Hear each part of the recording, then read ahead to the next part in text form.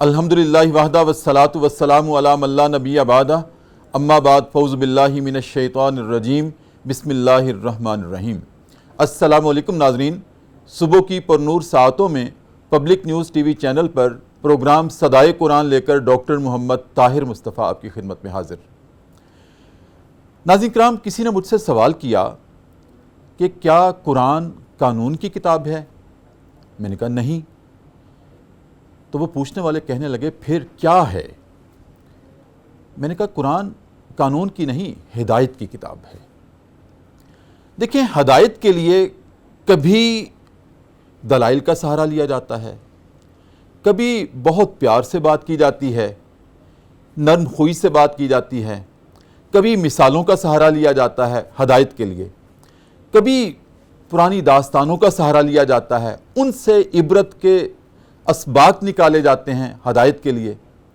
اور جب نرم خوئی اخلاقیات سے بھی بات نہ چلے، مثالوں کا سہارا لے کر بھی سننے والے کے دل میں بات نہ اترے اور اسے ہدایت نہ نصیب ہو، تو پھر قانون کا شکنجہ بھی استعمال کیا جاتا ہے۔ قرآن نے سب سے پہلے تو بڑے نرم خوئی کے ساتھ ہدایت کی بات شروع کی ہے، اور کبھی پھر مثالیں بھی دی ہیں، دلائل بھی دیے ہیں، ماضی کے قصے بھی سنائے ہیں، اور پھر قانون بھی بیان کیے ہیں۔ ناظرین کرام، آج پروگرام صدائے قرآن میں جو کلام اللہ کی آیات ہمارا موضوع ہیں اور جو سبق آج ہم نے پڑھنا ہے وہ سورہ بقرہ کی آیت نمبر 17 سے لے کر 20 تک کی آیات ہیں۔ ارشاد باری تعالیٰ ہے، بسم اللہ الرحمن الرحیم، مثلهم كمثل الذي استوقد نارا فلما اضاءت ما حوله ذهب الله بنورهم تركهم في ظلمات لا يبصرون صم بكم عمي فهم لا يرجعون۔ ان کی مثال اس شخص کی سی ہے جس نے آگ جلائی، پھر جب اس آگ نے روشن کر دیا آس پاس کے ماحول کو تو زائل کر دی اللہ نے ان کی روشنی اور چھوڑ دیا ان کو اندھیروں میں۔ وہ بہرے ہیں، گونگے ہیں اور اندھے ہیں، سو وہ واپس نہیں لوٹیں گے۔ آگے ارشاد ہے، یا ان کی مثال ایسے ہے جیسے موسلا دھار بارش ہو رہی ہو اور مکمل اندھیرا ہو، اس اندھیرے میں جب بجلی کی گرج چمک ہوتی ہے تو وہ اپنی انگلیاں موت کے ڈر سے کانوں میں ٹھونس لیتے ہیں۔ اللہ ان کافروں کا احاطہ کرنے والا ہے۔ آگے ارشاد ہے، قریب ہی ہے کہ بجلی اچک لے ان کی آنکھیں، جب گرج چمک ہوتی ہے تو اس کی روشنی میں وہ چلنے لگتے ہیں، اور جب اندھیرا چھا جاتا ہے تو اس میں وہ رک جاتے ہیں۔ اگر اللہ چاہے تو ان کی سماعتوں اور بصارتوں کو سلب کر لے، اللہ ہر چیز پر قادر ہے۔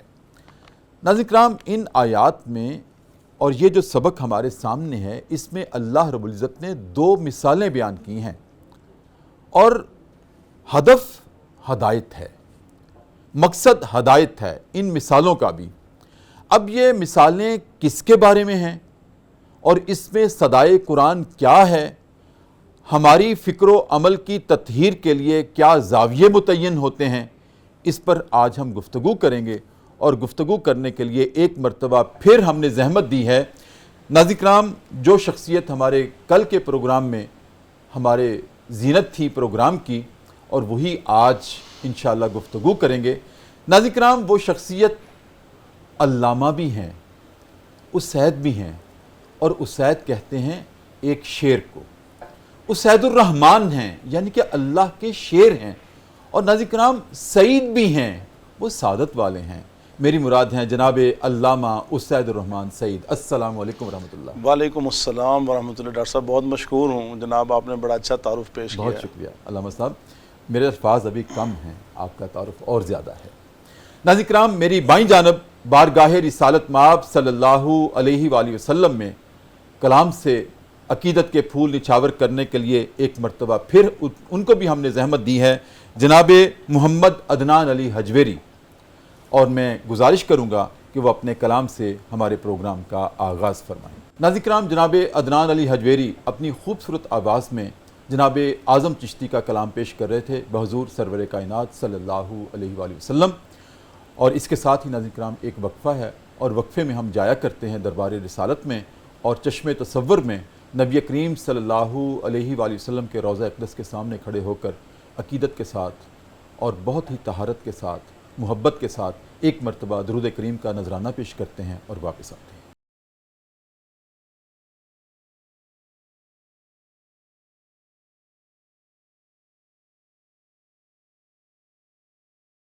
وقفے کے بعد ناظرین کرام دوبارہ آپ کی خدمت میں حاضر۔ پبلک نیوز ٹی وی چینل ہے، صبح کی پرنور ساعتیں ہیں، پروگرام صدائے قرآن ہے، اور آج ہمارے مہمان ہیں جناب علامہ اسید الرحمن سعید۔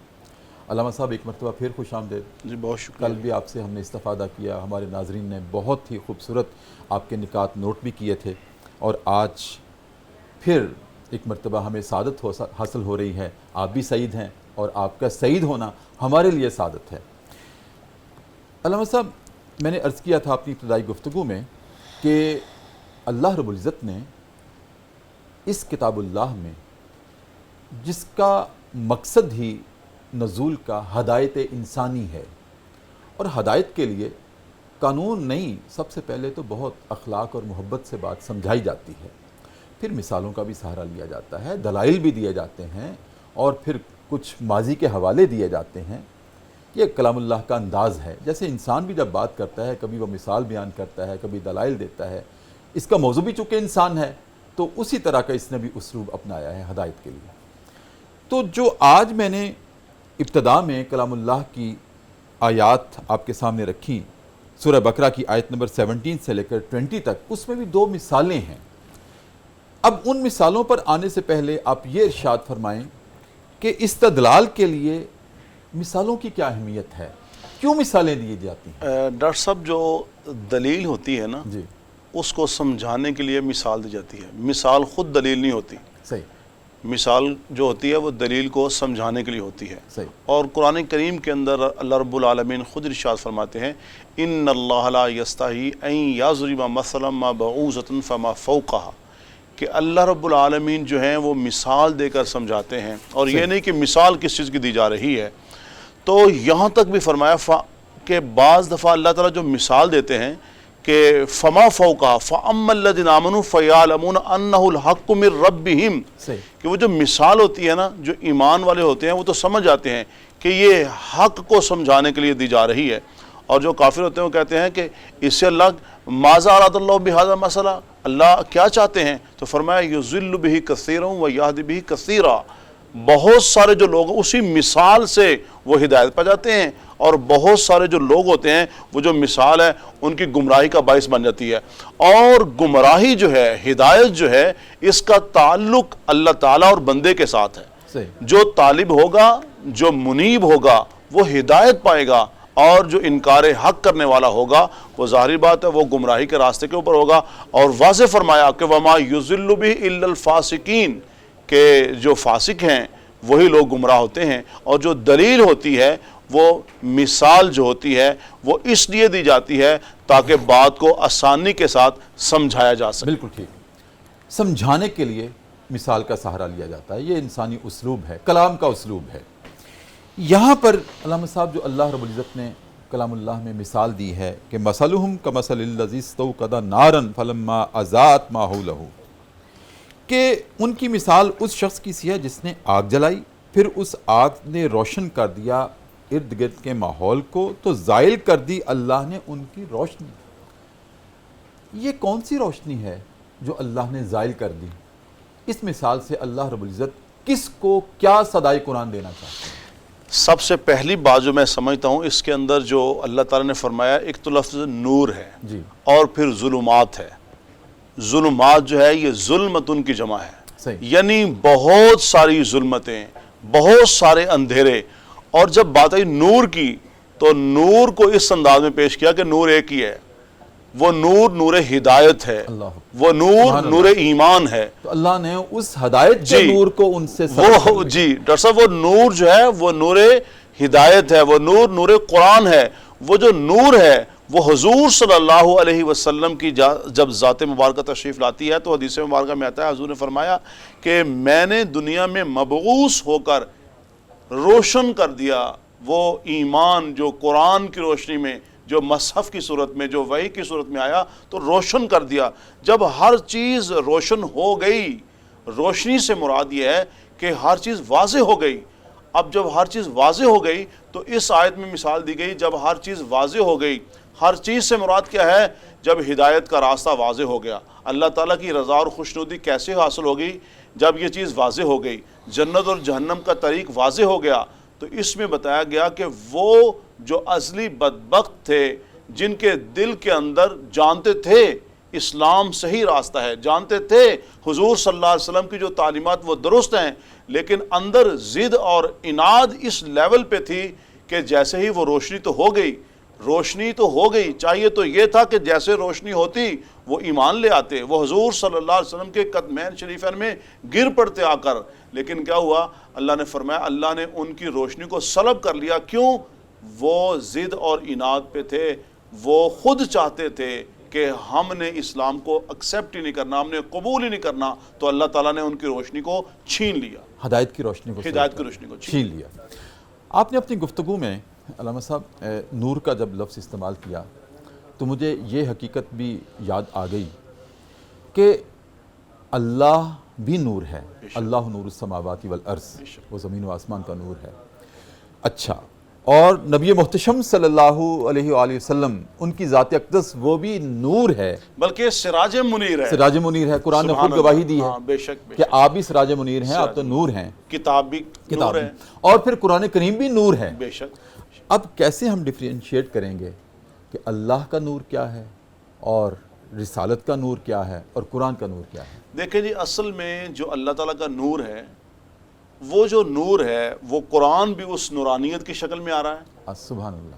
نور سے مراد یہ ہے کہ اللہ تعالیٰ بندوں کو ہدایت دینا چاہتے ہیں، یہ نور ہے اللہ کا۔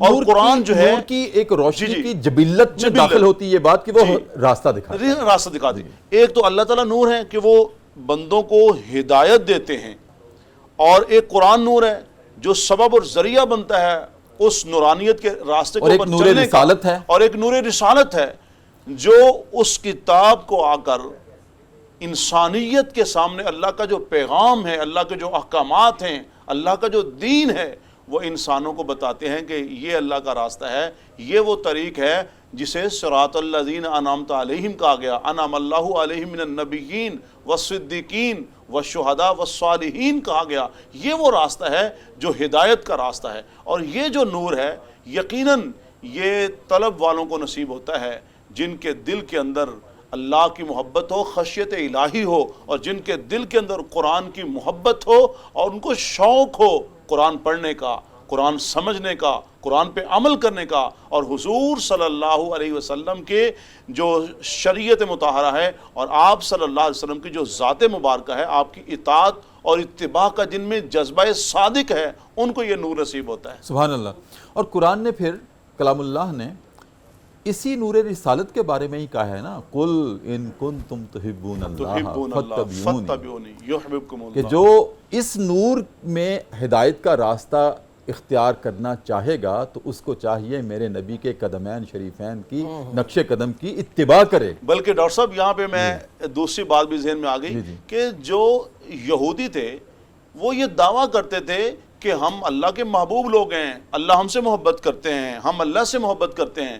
اللہ تعالیٰ نے کہا کہ تم میرے ساتھ محبت کے دعوے دار ہو نا، تو چلو پہلے میرے نبی سے محبت کرو صلی اللہ علیہ وسلم، میرے نبی کریم صلی اللہ علیہ وسلم۔ پھر کیا ہوگا؟ یحببکم اللہ۔ تو جب تمہاری محبت وہاں ہو جائے گی، اور محبت کے تقاضوں کو پورا کرنا ہے، محبت کے تقاضے اطاعت اور اتباع ہیں، جب تم محبت کے تقاضوں کو پورا کرو گے تو پھر تم اپنی جو محبت کے جو تم دعوے دار ہو تب تم اس میں صادق ہوگے، ورنہ تم کاذب ہو۔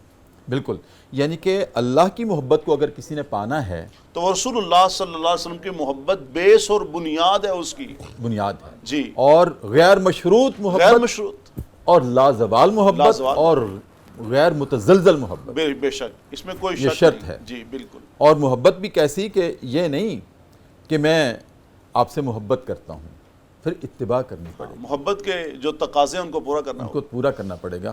یہ وہی ہے نا علامہ صاحب کہ ابو لہب نے بھی جب نبی کریم صلی اللہ علیہ وسلم کی ولادت باسعادت ہوئی تھی تو ابو لہب سکا چچا ہے، اور اس نے اپنی لونڈی ثویبہ کو خوشی میں آزاد کیا تھا، اور یہ خوشی کیا تھی؟ محبت تھی نا، کہ میرے بھائی کے گھر میں بیٹا پیدا ہوا ہے، میرا بھتیجا پیدا ہوا ہے، تو میں اس محبت میں اپنی لونڈی ثویبہ کو آزاد کرتا ہوں۔ اور پھر جب اسی نبی کریم نے کہا، اسی نبی محتشم صلی اللہ علیہ وسلم نے کہا قولوا لا الہ الا اللہ، تو پھر وہ پتھر اٹھانے کے لیے ہاتھ بڑھایا تو اللہ نے ہاتھ شل کر دیا، اور کہا تب، اور اس سے ثبت کیا ہے، صدائے قرآن کیا ہے کہ ہمیں وہی محبت مطلوب ہے اور مقصود ہے جس میں اتباع ہو میرے نبی کی۔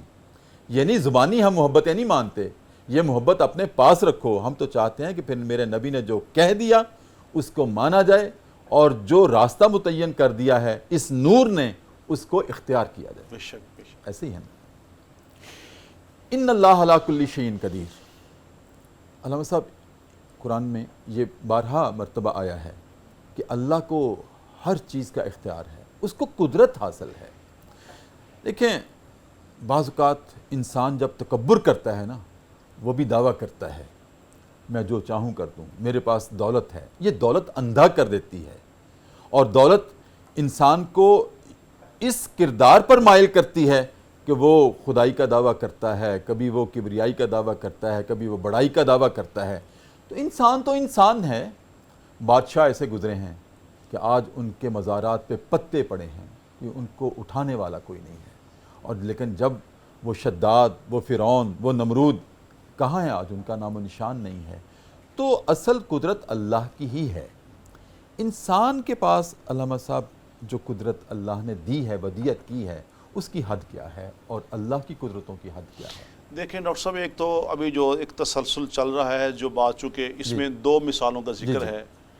ایک مثال کی تو ابھی ہم نے تفصیل بیان کر دی کہ وہ کافر جو ضد اور اناد کے اوپر ہوتا ہے اور وہ سمجھ لیتا ہے کہ صحیح راستہ یہی ہے، جب وہ سمجھ لیتا ہے دنیاوی مفادات اور ذاتی جو اس کی خواہشات اور ناجائز خواہشات، ناجائز جو لذات ہوتی ہیں دنیا کے ان مقاصد کے لیے وہ اسلام کو چھوڑ دیتا ہے۔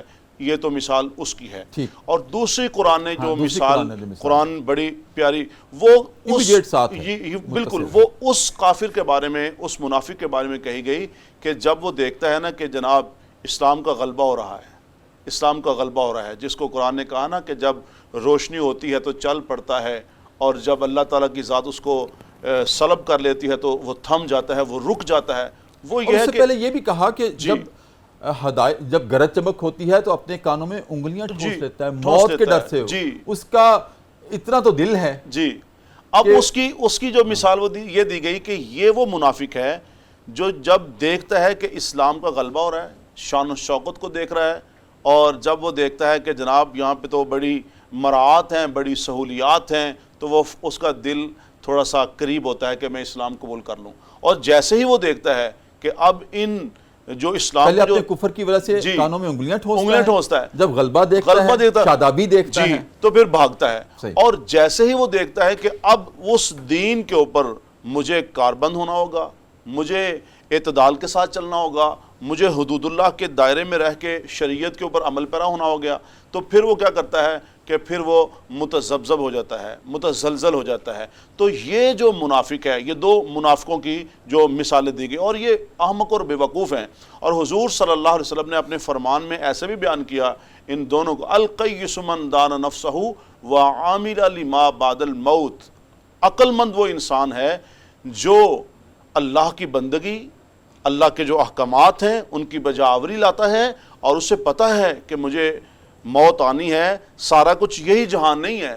منافق تو دنیا کے مفادات کو دیکھ رہا ہے نا، تو اسے سمجھ آ رہی ہوتی ہے کہ جناب عقل مند میں، اس کو عقل مند اسی لیے کہا گیا کہ وہ دیکھ رہا ہے کہ مجھے خشیت الہی، حضور صلی اللہ علیہ وسلم کی اطاعت اور اتباع، اور مرنے کے بعد والی جو زندگی مجھے اس کے لیے کچھ کرنا ہے۔ اور حضور نے فرمایا والاحمق من اتبع نفسہ ہواہا، والاحمق من اتبع نفسہ ہواہا وتمنى علی اللہ۔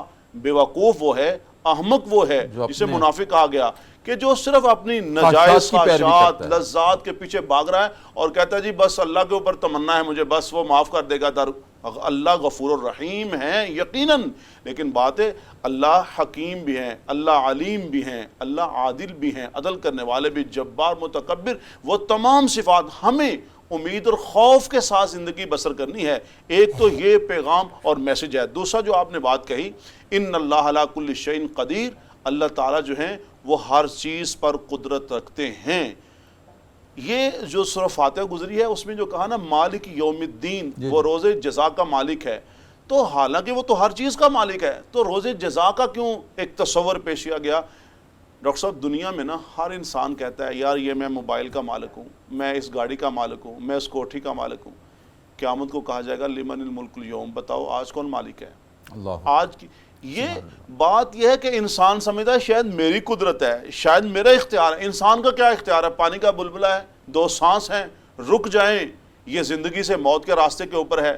ابھی جو صاحب ہوتے ہیں وہ جناب صاحب میت بن جاتے ہیں. تو انسان جو ہے وہ کس بات کا اس کا گمنڈ ہے، کس چیز کا گمان ہے؟ انسان ہے کیا؟ یا ایھا الانسان ما غرک ما غرک بربک الکریم الذی خلقک فسواک فعدلک. یہ انسان کو دیکھنا چاہیے کہ میں ہوں کیا، میں تھا کیا، اور میں آج کیا ہوں، اور میں نے ہونا کیا ہے. تو انسان کو اپنی تخلیق میں ہی، اور یہاں تک بھی فرمایا وَإِنَّ لَكُمْ فِي الْأَنْعَامِ لَعِبْرَةً، انسان کو چاہیے چوپاؤں کو دیکھ لے، جانوروں کو دیکھ لے، عبرت پکڑ لے. آپ دیکھیں بھینس ہے، کلر کیسا اس کے اندر گوبر کیسا ہے، اور اس کے اندر خون کا کلر کیسا ہے، لیکن درمیان میں سے دھار دیکھیں، اور اس کو نکال کے دیکھیں، وہ آپ کو جو اللہ نے پلانٹ ایک لگایا وہ آپ کو سمجھ، آپ کی عقل و شعور سے ماورا بلند و بالا ہے.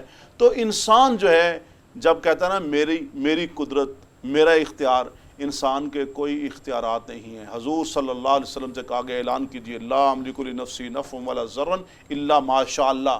جو مجھے اختیار دیے گئے ہیں وہ بھی رب العالمین کی عطا ہے، وہ بھی اللہ کا فضل ہے، وہ بھی اللہ کا انعام ہے. تو ڈاکٹر صاحب اگر اللہ نے ہمیں کچھ تھوڑے بہت اگر کوئی اختیارات دیے ہیں تو ہمیں اللہ کے حکموں کے مطابق اور حضور صلی اللہ علیہ وسلم کے جو فرامین ہیں ہمیں ان کے مطابق ان اختیارات کو استعمال کرنا چاہیے.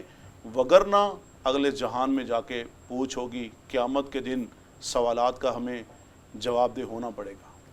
علامہ صاحب بہت خوبصورت گفتگو ماشاءاللہ. ناظرین کرام، تسلسل ابھی باقی ہے، وقفہ ہے پروگرام صدائے قرآن میں، اور وقفے میں ایک مرتبہ پھر چلتے ہیں دربار رسالت میں اور نبی کریم صلی اللہ علیہ وآلہ وسلم کی ذات اقدس پر درود کریم کا نذرانہ پیش کرتے ہیں اور واپس.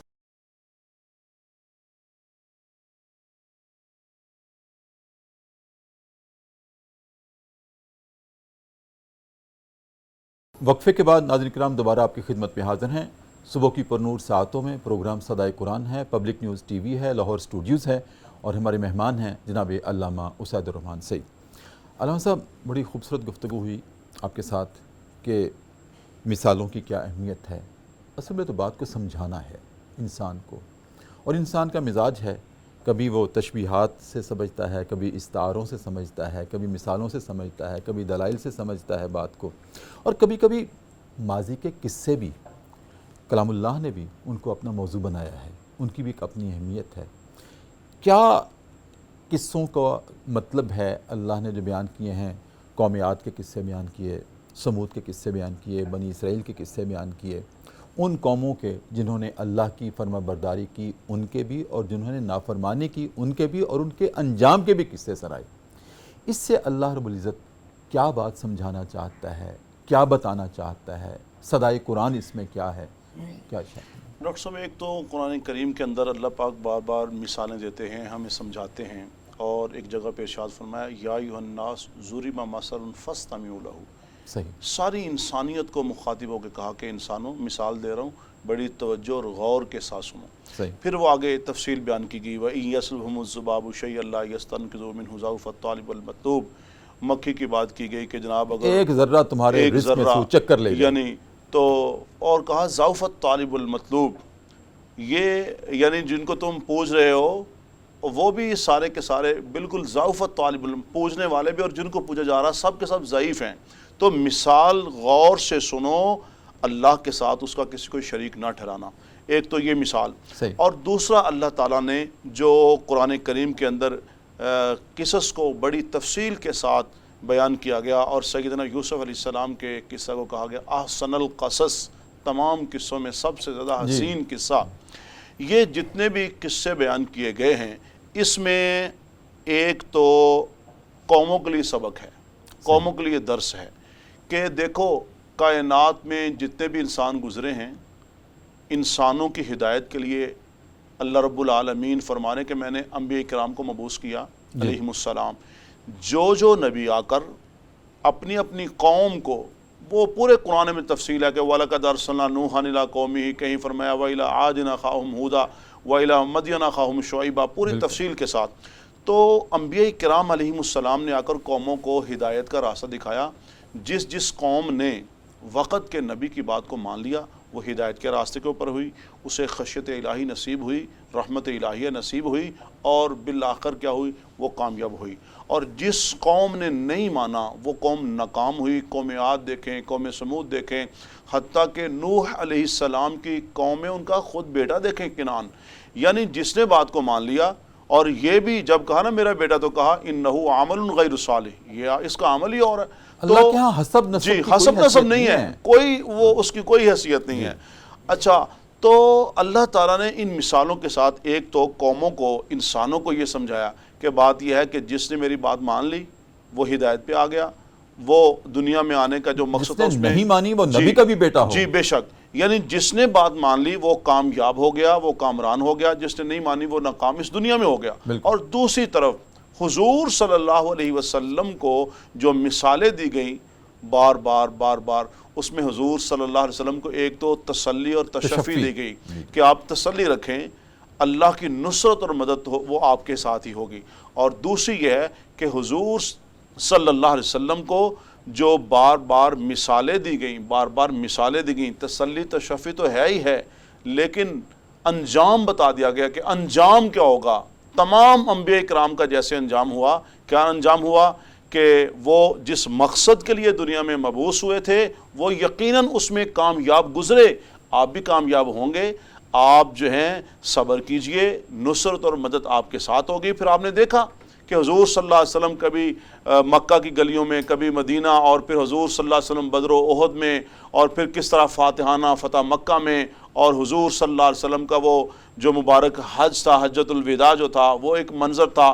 یہ تمام جو مناظر ہیں وہ سیرت کی کتابوں میں موجود ہیں۔ تو ایک تو حضور صلی اللہ علیہ وسلم کو تسلی، تشفی، نصرت، مدد کے وعدے، وہ جو بشارتیں تھیں، جو تبشیر تھی، وہ جگہ جگہ پہ وہ ہے، اور دوسرا انسانوں کے لیے ہدایت ہے۔ اور انبیاء کرام کے قصوں کو بیان کر کے، قوموں کے قصوں کو بیان کر کے ہمیں اس میں سبق اور درس یہی ہے کہ ہم ان قصوں کو پڑھیں، اور حضور صلی اللہ علیہ وسلم کی جو تعلیمات ہیں، جو اللہ تعالیٰ کے احکامات ہیں، ہم ان پر عمل پیرا ہوں، تاکہ دنیا میں آنے کا ہمارا جو مقصد ہے وہ پورا ہو جائے۔ اور جس طرح پہلے انبیاء کرام کی باتوں کو مان کر وہ لوگ کامیاب ہو چکے ہیں، ہم بھی حضور صلی اللہ علیہ وسلم کی باتوں کے اوپر عمل پیرا ہو کر، آپ کی سیرت طیبہ کے اوپر عمل پیرا ہو کر ہم کامیاب و کامران ہو سکیں۔ بہت شکریہ جناب علامہ سید الرحمن سعید صاحب، ماشاءاللہ اتنی خوبصورت گفتگو کرنے کا۔ ناظرین کرام، علامہ صاحب کی گفتگو کے بعد کوئی حاجت تو نہیں ہے کہ مزید اس کو کھولا جائے بات کو، لیکن خلاصے کے طور پر عرض کرتا ہوں کہ اس ساری گفتگو کا خلاصہ اور کلام اللہ کی جو آج آیات تھیں ان کے بھی آخر میں یہی تھا کہ ان اللہ علی کل شیء قدیر، اللہ ہی ہر چیز پر قادر ہے۔ اے انسان، یہ گھمنڈ نہ کرنا، یہ تکبر نہ کرنا، اور یہ گمان نہ کرنا کہ میرے پاس بھی قدرت ہے۔ یہ فرعون نے بھی کہا تھا، نمرود نے بھی کہا تھا، لیکن کسی کا نام و نشان نہیں ہے آج۔ اللہ رب العزت ازل سے ہے، ابد تک رہے گا۔ اور نبی کریم صلی اللہ علیہ وآلہ وسلم جو ہمارے رہبر و رہنما ہیں، اللہ نے اپنے بارے میں کیا ارشاد فرمایا؟ الحمدللہ رب العالمین۔ اور اپنے نبی کے بارے میں کیا ارشاد فرمایا؟ وما ارسلناک الا رحمت للعالمین۔ دونوں کا تعلق عالمین سے ہے، اللہ کی وحدانیت کا، اس کے وجود کا بھی، اور نبی کریم صلی اللہ علیہ وسلم کی رحمت کا بھی عالمین سے تعلق ہے۔ اور ناظرین کرام، اگر باقی رہی یہ بات قدرت کی، اللہ کی قدرت لازوال ہے، لامحدود ہے، اور یہی اس کی توحید ہے۔ انسان کے پاس کیا قدرت ہے، کتنا بڑا اختیار ہو، کتنا ہی وہ علم اس کے پاس ہو، لیکن اس کے باوجود انسان کی قدرت کا عالم یہ ہے کہ میں سامنے تو دیکھ سکتا ہوں، میں پیچھے نہیں دیکھ سکتا۔ یہ میری قدرت ہے۔ میں اپنے بیوی بچوں کو، چند احباب کو، چند دوستوں کو، چند رشتہ داروں کو تو کھانا کھلا سکتا ہوں، لیکن اللہ کی قدرت یہ ہے کہ اس زمین میں سے ایک سلیب اکھاڑوں گا تو نیچے سے لائیو زندہ حشرات الارض نکلیں گے۔ سبحان اللہ۔ کون ہے جو ان کو رزق دیتا ہے؟ میری قدرت میں نہیں ہے۔ کون ہے جو ان کو اس بند زمین میں سانس لینے کے لیے ہوا پہنچاتا ہے؟ میری قدرت میں تو نہیں ہے۔ کون ہے جو ان میں روح داخل کرتا ہے؟ میری قدرت میں تو نہیں ہے۔ کون ہے جو بند زمین میں ان کے پاؤں بناتا ہے، تخلیق کرتا ہے، ان کی آنکھوں میں نور بھرتا ہے؟ میری قدرت میں نہیں ہے۔ یہ اللہ کی قدرتیں ہیں، اور انسان کو تو ان قدرتوں کا اللہ نے ایک عکس دیا ہے، اور عکس دے کر پھر بھی اس کو کسٹوڈین بنایا ہے کہ یہ میں نے اپنی قدرتوں کا تمہیں رکھوالا بنایا ہے۔ کہیں گھمنڈ نہ کرنا، تکبر نہ کرنا کہ میرے ہاتھ میں سب کچھ ہے۔ تمہاری قدرت کا عالم تو یہ ہے کہ ایک دن آئے گا، اسی ہاتھ میں راشا آ جائے گا، تم پانی کا گلاس نہیں پکڑ سکو گے، تم چائے کا کپ نہیں پکڑ سکو گے۔ محتاجگی کا عالم یہ ہوگا، کسی کو کہو گے کہ مجھے پانی پلا دو، کسی کو کہو گے کہ میرے منہ میں پانی کا قطرہ ڈال دو اور روٹی کا لقمہ ڈال دو، رزق کا لقمہ ڈال دو۔ یہ تمہاری قدرت ہے۔ ناظرین کرام، یہی علامہ صاحب کی گفتگو کا خلاصہ تھا کہ ہم پہچانیں اپنی ذات کو کہ اللہ کی قدرت کیا ہے اور ہماری قدرت کیا ہے۔ اسی پر ناظرین کرام آج پروگرام صدائے قرآن کا اختتام کرتے ہیں، اور اختتام کرتے ہوئے میں جناب عدنان علی حجویری سے گزارش کروں گا کہ وہ کلام سے پروگرام کا اختتام فرمائے۔ اپنے میزبان ڈاکٹر محمد طاہر مصطفیٰ کو اجازت دیجیے۔ اپنا بہت خیال رکھیے۔ اللہ حافظ۔